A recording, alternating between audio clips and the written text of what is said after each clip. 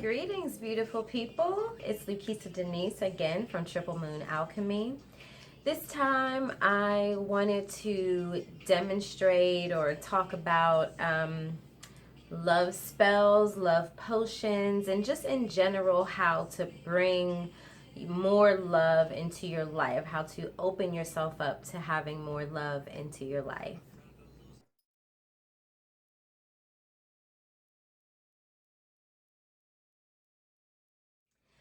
So the tea that you just saw me make is an herbal blend that I think is really, really good at like revving up the libido.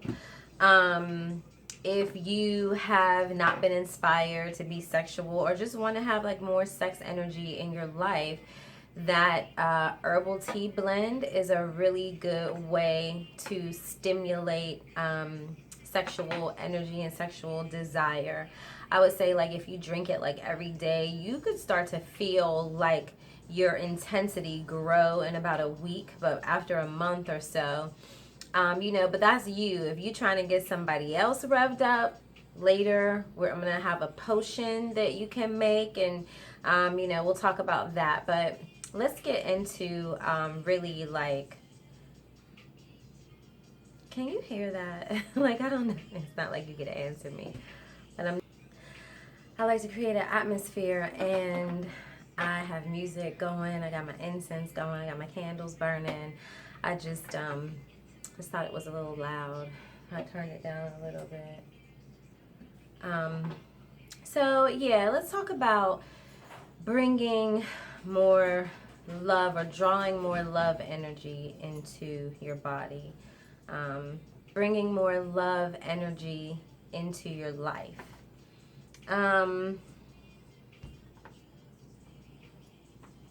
think a lot of times when people think about love spells, you think about manipulating the will of someone else to fall in love with you, or at the very least notice you. And there's a time and a place for that. But you can't expect that kind of magic to work and other things in your life not be aligned. Like you don't know how to love yourself, so you don't know how to receive love from other people. Maybe you are unlucky in love because of your own stuff. It doesn't have to be like so involved, like you need therapy and you need to dig through stuff. I mean, if you need that, then you need that. But that's not really what I'm talking about. I'm just talking about simply creating a gateway, creating space for more love to come into your life. So, you could start from a place of awareness, of being aware of the fact that you want to be more receptive to love, that you want to be more able to even recognize love when it comes your way.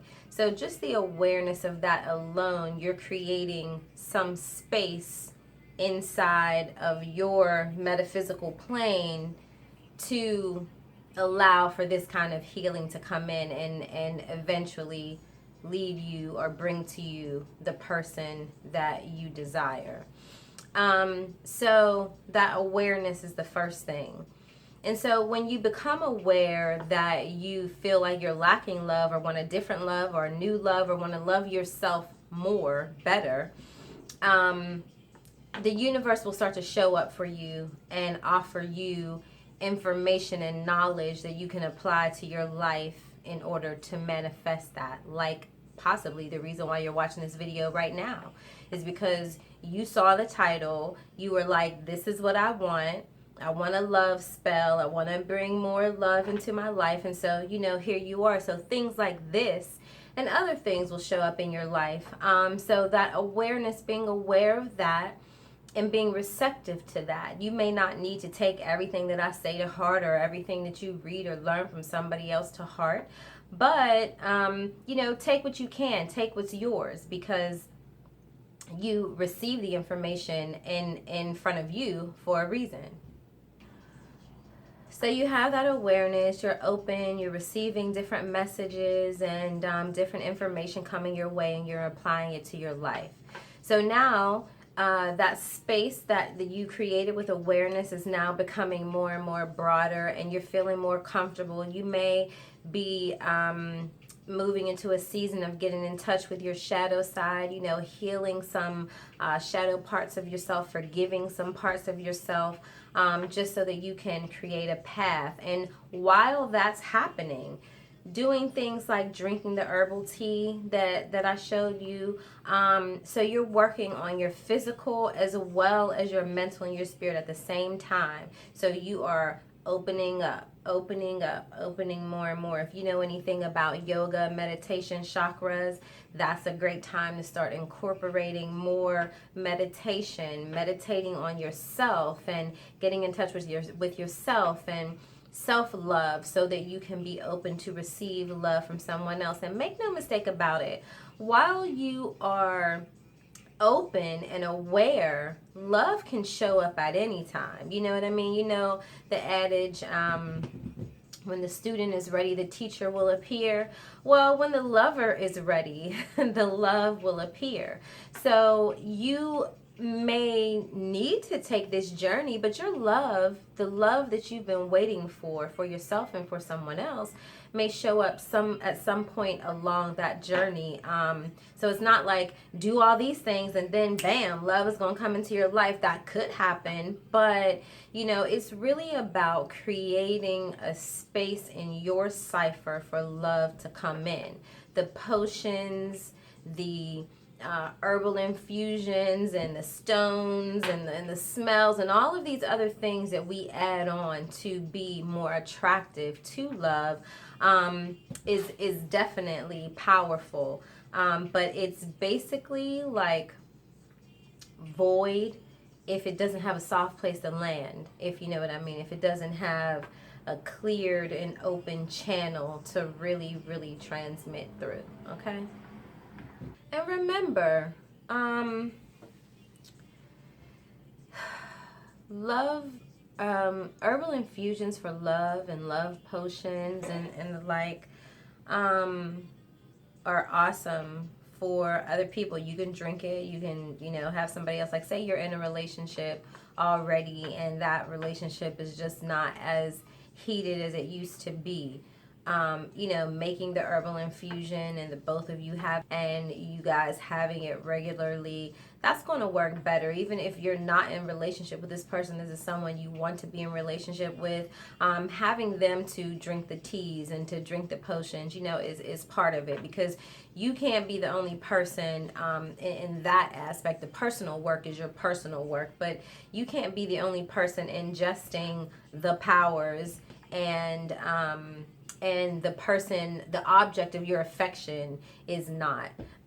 In this video, I'm not going to go into using different personal concerns like hair and blood and all these type of things to attract. There is a space and a place for that, but this is not that.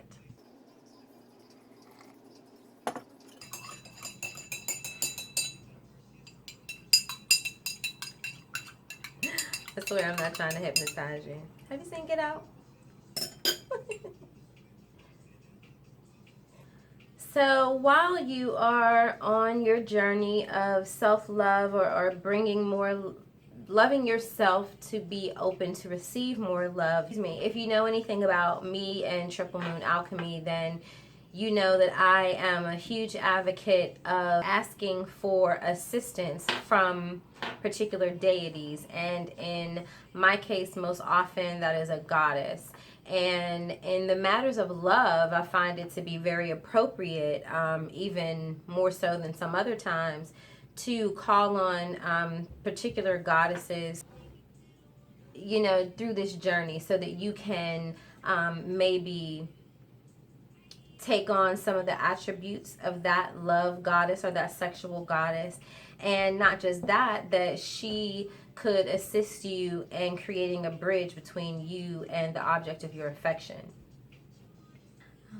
This lighting, something is changing. The sun must be going down. I'm facing a window, but hold up. Okay, back. This lighting should be better.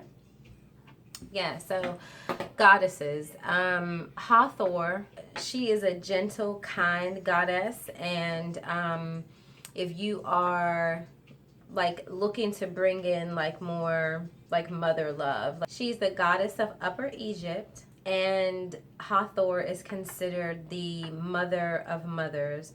So there's that kind of love pathway. You can call on the goddess Hathor. Hathor is the goddess of childbirth and fertility. So you know, if you were looking to bring in that kind of love, if you wanted you and your current mate to be enthralled in the kind of love that brings about conception, and Hathor brings that kind of energy. So that's a goddess to work with in that aspect of love. One of my favorite goddesses that I work with in life and in love is the Orisha Oshun. Now, there are many people that believe that unless you are initiated, that these particular Orisha and deities won't work with you. But I know personally that that isn't true. I do believe that there is another level once someone is initiated. If you don't know anything about the Orisha, don't even you are aware, then you know that Oshun is life. Oshun is everything. Oshun is love. And that is a goddess that I encourage you to work closely with. She is so sweet. She is so gentle. She is so caring. And she is fun. And she's flirty. And if you are looking to bring in more like maiden energy into your life, more fresh, new, upbeat, fresh outlook, glass half full love into your life, Oshun is someone that you may want to ask for assistance from. Another one of my faves is the Greek goddess Aphrodite. I mean, as if we didn't know already, you know, she's love, she's passion, she's sexual desire. Aphrodite is like, listen, honey, I am here. Like, any man within the radius is like onto my scent. He's loving me and he don't even know why. Aphrodite will get your shit in order. Funny enough, Aphrodite is considered the patron saint of prostitution, or prostitutes. Listen, that should tell you something right there. I mean, but really it's because she looks after them. It's really because she understands them in a different kind of way and protects them. But I'm not saying that if you're working with Aphrodite, you're going to be acting like a prostitute. All I'm saying is that she's so loving and understanding and a part of sexual passion energy that she's like there for it on every level, no matter where you are as an individual. Because as a woman, as people in general, but I'm a woman, so I'm gonna speak from a woman's perspective. You know, we tend to go through processes. You know, like when you're a little girl, you have a different perspective of it, but you understand flirting and these feelings, these butterfly feelings, and then you evolve into a woman and you hopefully own your power and own your sexuality and know how to wield that in life. But if you don't, Aphrodite will help you to do that. So if that's something that you're looking for, love, sex, power, Aphrodite is a goddess that you may want to seek assistance from. The Roman goddess Venus. Yes, everybody knows about Venus, honey. When you think about Venus, I think about like just voluptuous, sex, powerful, sometimes coy if she wants to be, but definitely in control and in power, like using that sexuality to basically control, you know. So let's talk about that. Like if you came here and you're looking for like a love spell, you obviously want to control someone. So Venus is a goddess that you might want to work with. Venus is a lover. She is a seductress. Venus is the romantic. You know, she's a seductress, lover, romantic. If you're somebody that loves art and loves music and loves to go to museums and that sort of thing, you might be somebody that will work very easily with the goddess Venus, because you know she's that, you know, she's from the Roman time. Venus is from a time period where, you know, art and culture and music was everything, were the things that inspired romance and love. I do want to say that Venus is patterned after Aphrodite, who is patterned after Hathor. So, you know, there's a common thread throughout history that every culture has their own goddess that they venerate for specific things. And that energy changes over time. So yeah, so Venus is a great goddess to work with if you are looking to own your sexuality and your passion. And last but not least, there is the Norse goddess Freya. I know that some of you have heard of Freya before and some of you haven't. Freya you can think of as youthful, definitely maiden energy. Like she's like the party girl, you know, if you will. She's like, listen, it's my body and I'll love who I want to. I'll love how I want to. She's not a prude. She's not, you know, scared even to love. When you want to be free and, you know, I'll use the word lusty or whatever, Freya is a great goddess to work with. You beauty, sexuality, and, you know, like I said, like not afraid to be sexual. Freya understands that she is a feral woman and that she can love anyone she wants to and be with whomever she wants to without judgment of what she should or should not be doing. So if that is the type of energy that you desire, Freya is a great goddess to work with for that. Okay, so let's move on to, you know, so I showed you some herbs like to make a herbal infusion for love. But there's some different combinations that you can use, or different herbs that you can use for in different combinations, be it teas or tinctures or potions. And those herbs are, you know, hazel's one, yarrow's another one, chamomile's one, cinnamon, evening primrose, nutmeg, lavender, rosemary. Some stones you might want to carry on your person when you are in your zone of attracting more love. Lapis lazuli is a great one. Obviously, rose quartz is another one. Carnelian is a good one. Actually, I'm holding it in my hand. That's a good one. Garnet, moonstone, any of those are good stones to have and to carry on your person when you are in this time of attracting more love your way. So I wanted to make a potion with you. This potion that we're about to make, I will be using, I think it's 100 proof alcohol. It's the alcohol that I use when I make tinctures for the Herbal Apothecary. And some of the herbs that I used in the tea infusion. And what you do is, so let me say that there are several potions, and maybe I'll like make up like a blog post with a bunch of different potions, and I'll put the link down if below. The link isn't there when this video is up, it'll be there like eventually. Because there are so many different potions that you can make. This potion that we're about to make right now is going to need to sit for probably like about 2 weeks. So, you know, don't think like you're going to make it like how you do the tea. That's why I'm saying, like, make the herbal infusion, drink that tea. Like, that's more like the slow moving method. And then you're going to let this tincture set and let it get right. And then you're going to be able to like to take, you know, like teaspoon or tablespoons or something like that, or shots of that, you know, and then those things, you know, all working together. Now, let me say that the reason why these herbs work, be it in an infusion or in a potion, is because they are formulated to regulate certain sex hormones and these things in our body.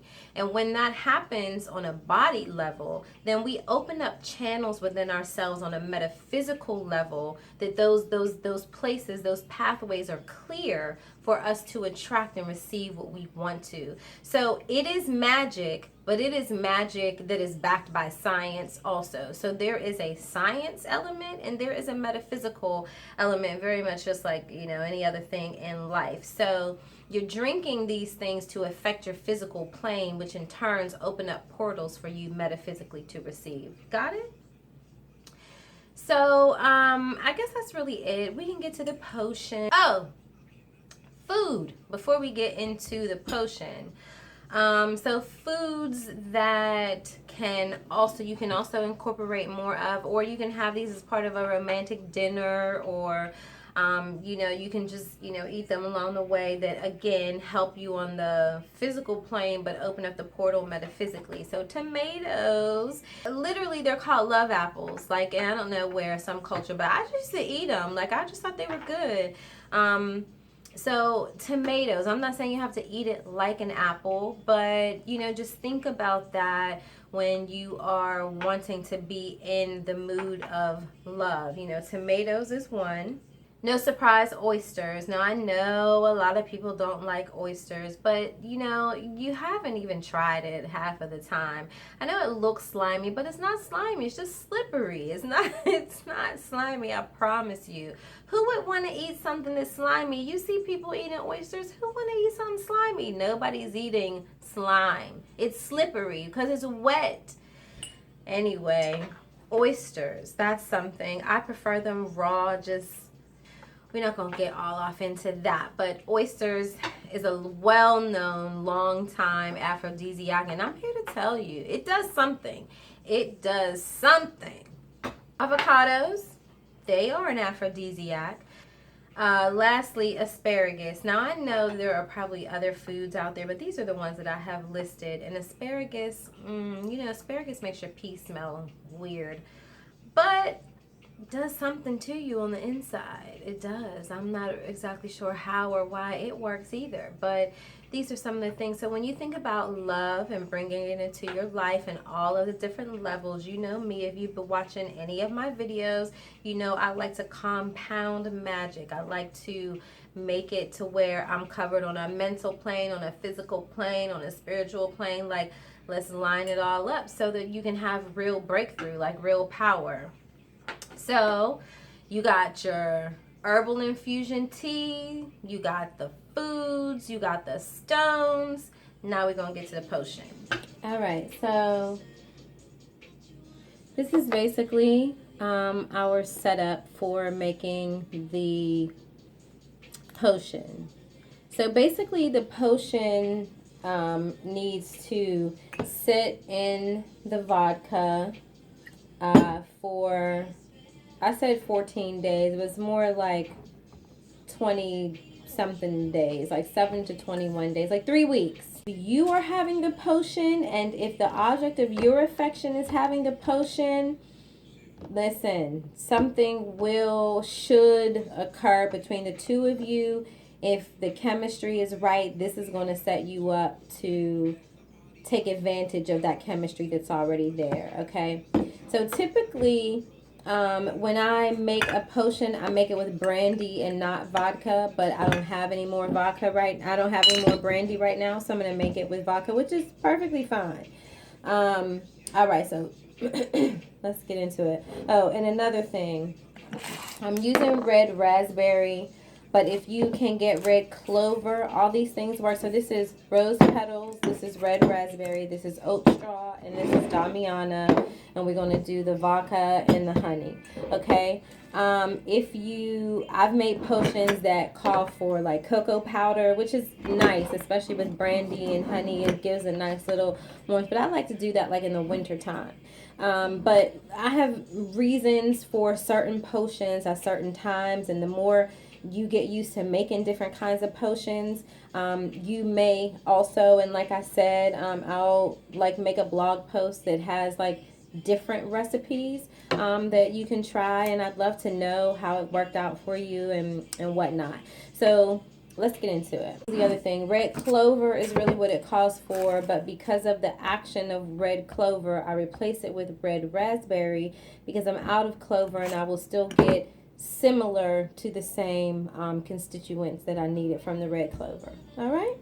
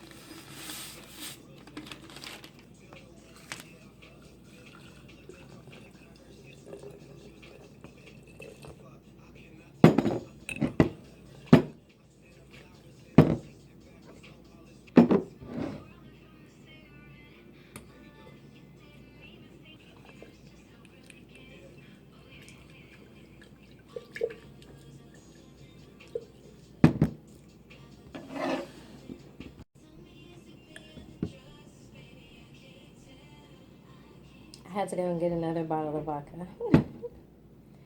All right, so fill it up. It even really should be filled up to the neck. And then put a lid on it. I'm going to grab a lid.